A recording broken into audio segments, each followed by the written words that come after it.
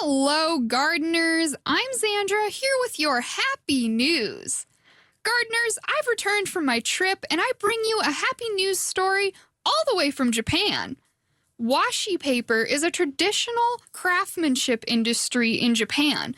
However, there has been one key plant ingredient that has become more scarce over time that's used to make a substance called niri, which is essential to the paper-making process.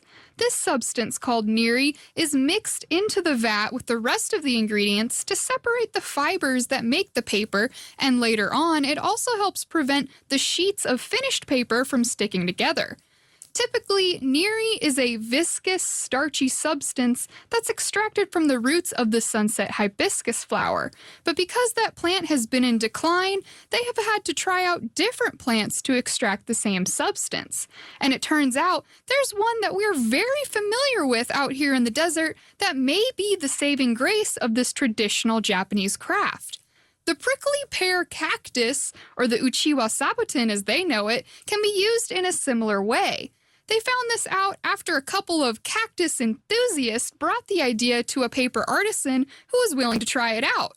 And after 2 years of trial and error, the paper artisan Tanino Kiriko perfected the method of extracting the niri from the cactus and is now in the testing phase to go fully commercial throughout the industry. Brian, I count anything involving a cactus a win for Arizona. Well, Xandra, of all the stories I thought you'd come up with coming back from Japan, that one's pretty special. Yeah. And it's so fun when we get a chance to get out and travel and see other cultures and other things. And, that's just an amazing idea. The fact that they're going to, I don't know if they have native prickly pears in Japan or not. I've never got to go there. My college roommate was from Japan, Michiaki Ozaki, but you got to go visit. Yeah, I didn't see any prickly pear natively growing, but they definitely have greenhouses for cacti, so that's probably where they're sourcing it. That's a lot of fun, and we certainly, if nothing else, we can grow plenty of prickly pear here in the desert, and it would be a fun thing if we had to put in 5 acres of prickly pear, or maybe even 100 acres of prickly pear, so they can make paper. Yeah. So what do they use this special paper for?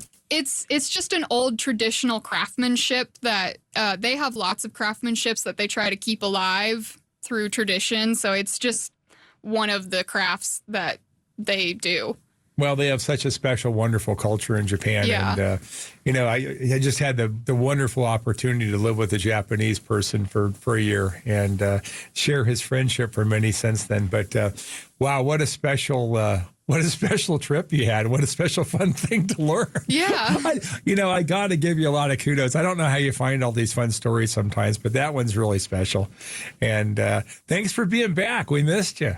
I'm happy to be back. Hello, gardeners. I'm Xandra, here with your happy news. Gardeners, researchers at the Northumbria University have teamed up with partners in the UK and Pakistan to create a new renewable energy solution that will make use of a common agricultural waste product produced in Pakistan: banana peels.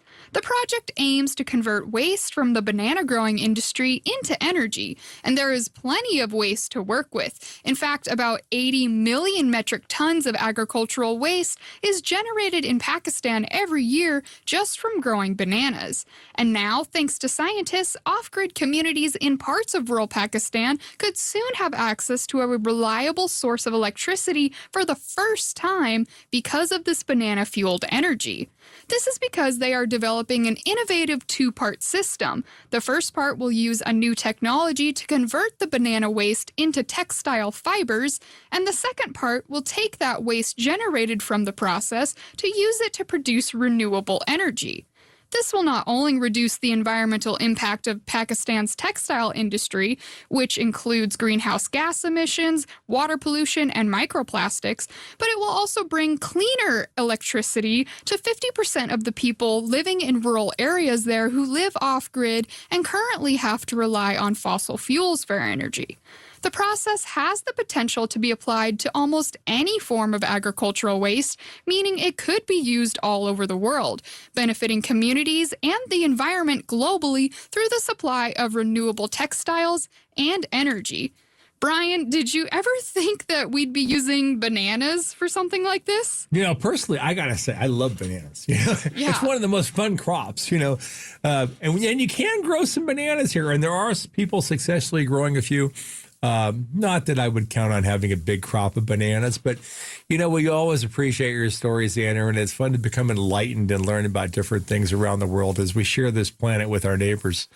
Great story. Thank you. Hello, gardeners. I'm Xandra, here with your happy news. Gardeners, an eco project going on in the African country Nambia has found a way to use mushrooms to help convert an invasive plant into not only a food source, but also an eco-friendly brick that's stronger than concrete. It all started when a collaboration eco-project called Biohab set out to find a useful way to get rid of an invasive plant species called the encroacher bush.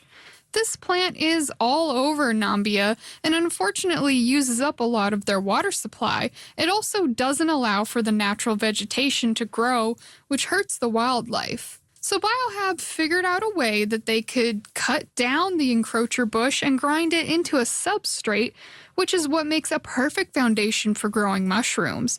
And not just any old mushroom, but they can grow gourmet ones.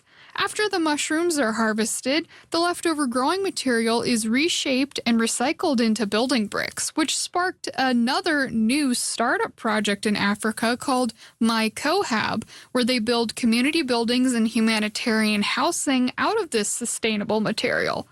Brian, talk about taking lemons and turning them into lemonade. I mean, 2 eco solutions from 1 eco problem is a pretty good ratio. Well, it's pretty amazing. And actually, it just shows that, if we think a little bit out of the box, sometimes we come up with some great solutions to problems in life. Right. And I guess I should have driven a little further north when I was in South Africa. That would have really been a fun project to see. And yeah, it's amazing that, if we just take a little time to think what we can do to solve some of the world's problems, that's a great story.